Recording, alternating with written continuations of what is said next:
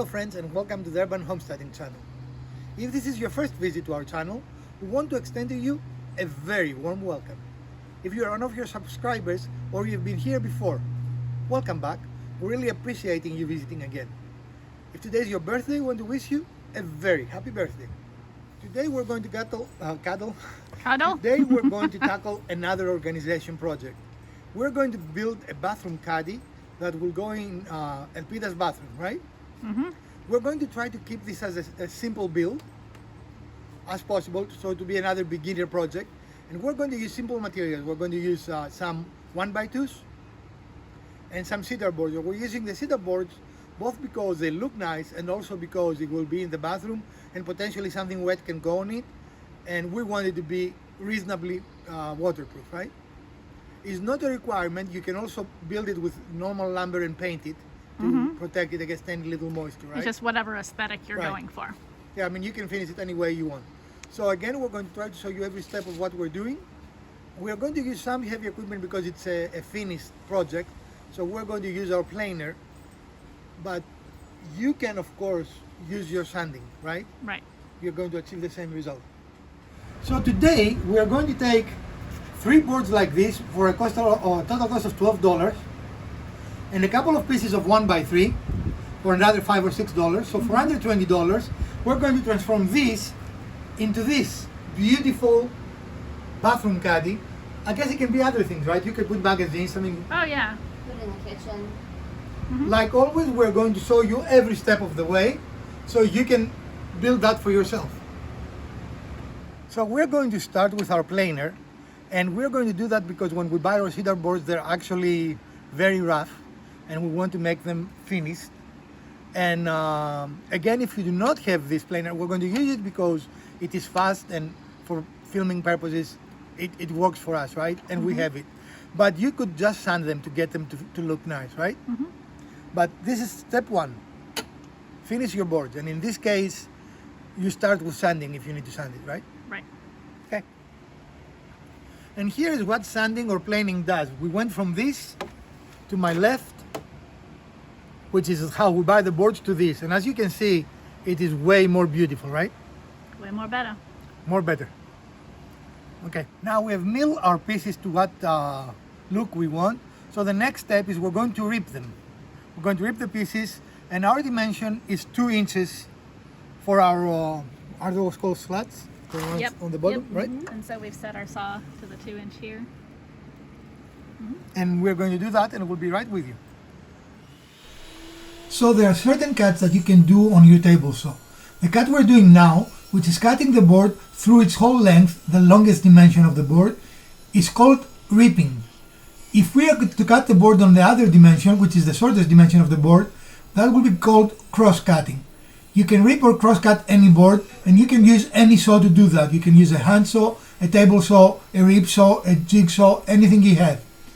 Lastly, we have corners. A straight cut is a 90-degree corner, and a miter is a 45-degree corner. Those are the most common corners and most common type of cuts that you can perform with any saw. In this project, we only have straight cuts. So our step 3, we have set the stop in our station here for 22 inches, which is the width of our shelving.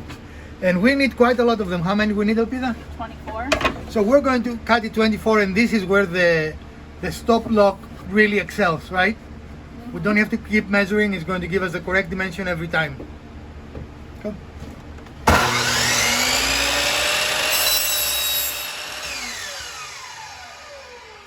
So another 23 cuts, right?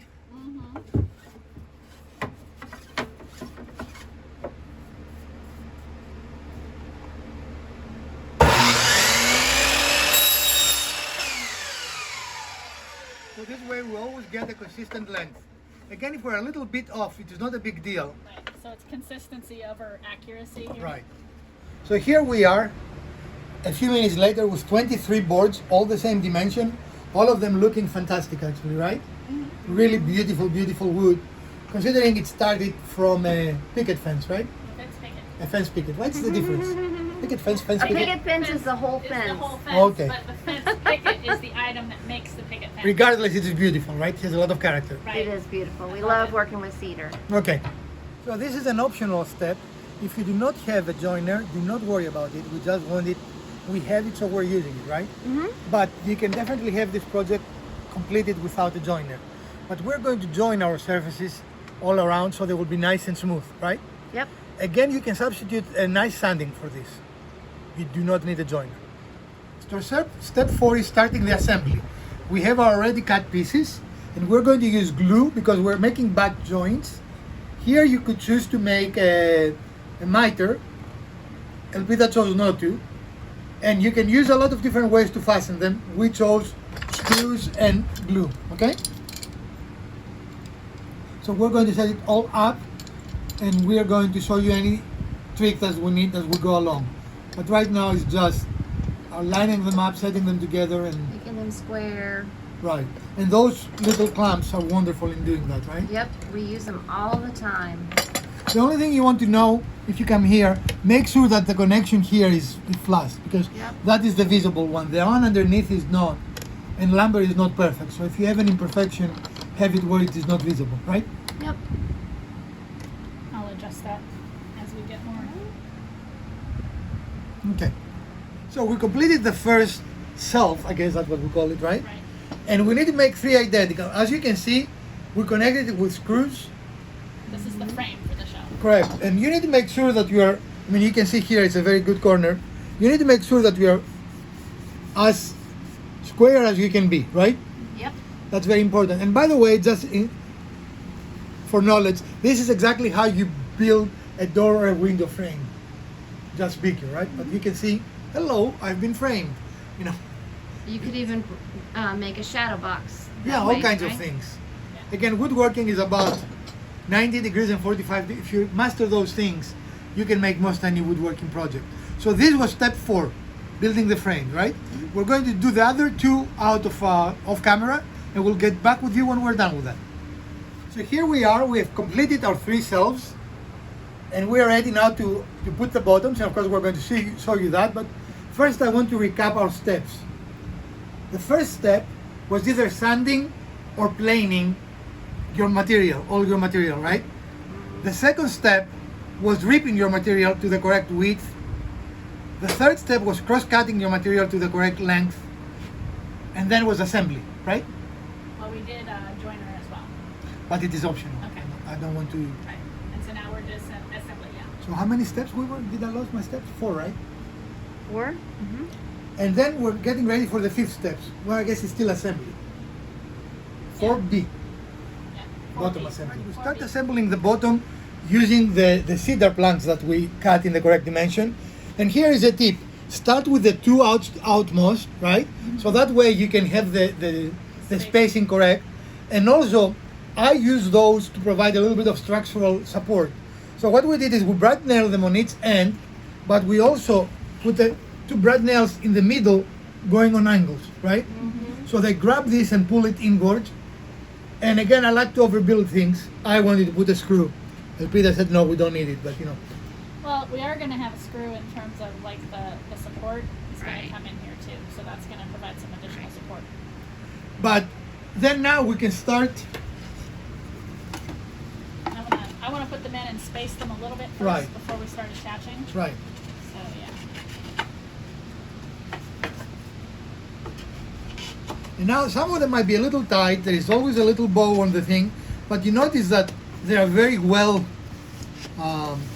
dimensioned, right? Yep. That's what They the fit really well. You did a good job. the block stop does. Takes the thinking away. You just do it, right? Right, and now we can Yeah. set them and forget them. And we decided to use this as our spacer, right? Well, That's what we originally did. Yeah. yes. So we'll have that, and that's going to give us an even space all the way across. Okay. So we are going to work on our last tray, and want to give you some tips and pointers about how to do that to get the best visual result. So obviously we cut these all to the exact same specs, same width, same length, and each board is a little bit unique. It's got some really nice grain, so you just want to check them out and see which one you Beautiful like character. better. Yeah. I like that one down. So just kind of lay those out and decide what order you want them to be in, and then you line them up in your frame. Okay, that way you're going to have the look that you want. Right. And then you move them one by one into their place. Right. And again, we start with each outer side and then go in using our space. We started our final assembly, and simply we set our cells on their side, and we're attaching them with screws.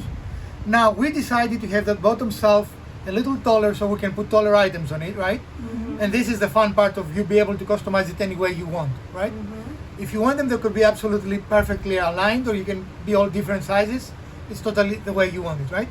Right, and so we are making sure that the upright is square to the shelf. Mm-hmm. And the best tool for that is, of course, the square. Imagine that. Mm-hmm. And then we're making pilot holes.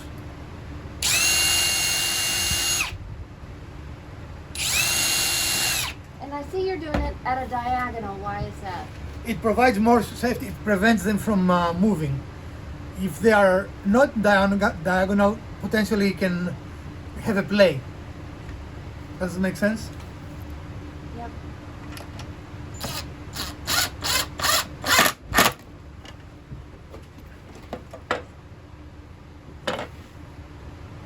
So this now has locked in our dimensions, right? Mm-hmm. We're going to turn it over and do the other side. Okay.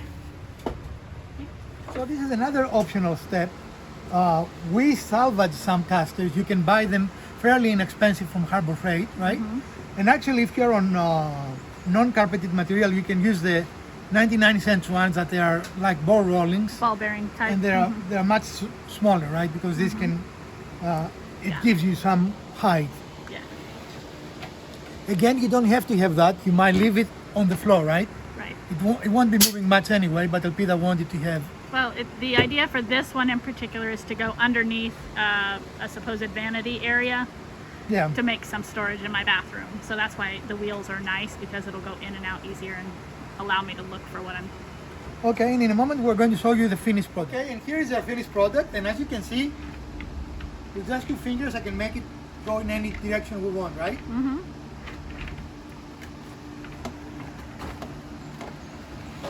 But you can see, did it end up the way you wanted it, Miss Elpida? Yeah, it turned out really nice. I'm really happy with the look. And for much cheaper than we've seen it, Oh yeah. and for much better material than we've seen it. So, both of them. It's much sturdier. It's custom to the size of your bathroom. Mm-hmm.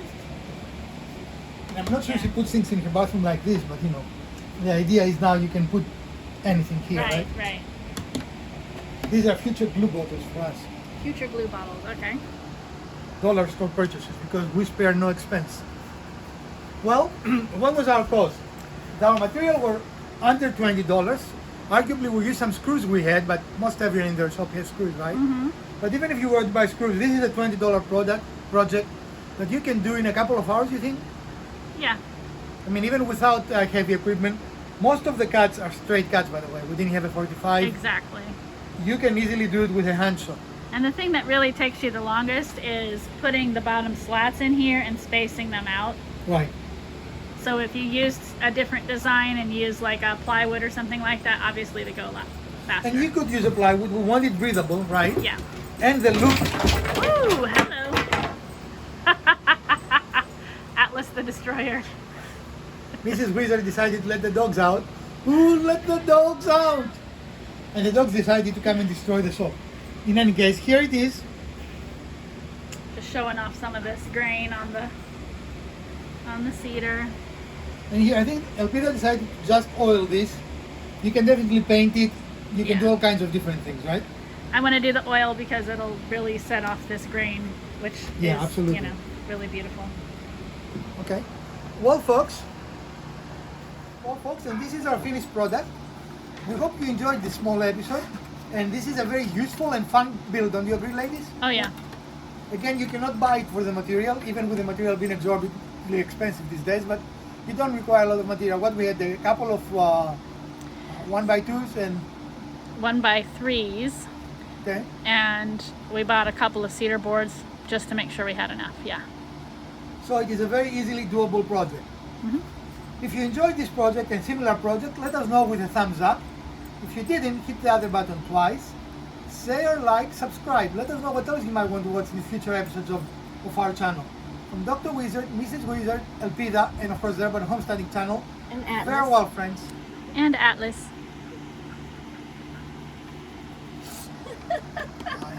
He wants to be in the